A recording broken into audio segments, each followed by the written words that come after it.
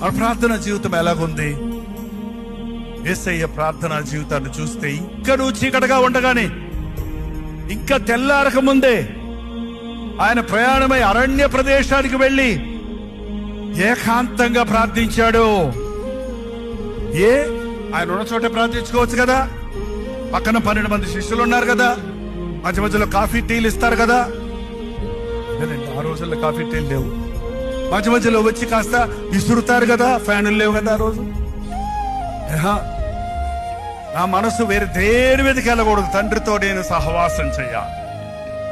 ఓ రోజు ఎత్తుకుంటూ వచ్చారు శిష్యులు. ఎక్కడికి వెళ్ళావు ప్రభా, ఎక్కడికి వెళ్ళావు? నీకోసం అందరు ఎత్తుకుతున్నారు.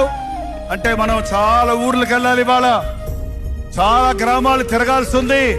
అందుకని నేను చాలా సేపు దేవుని సందులో ప్రార్థించుకుంటున్నాను.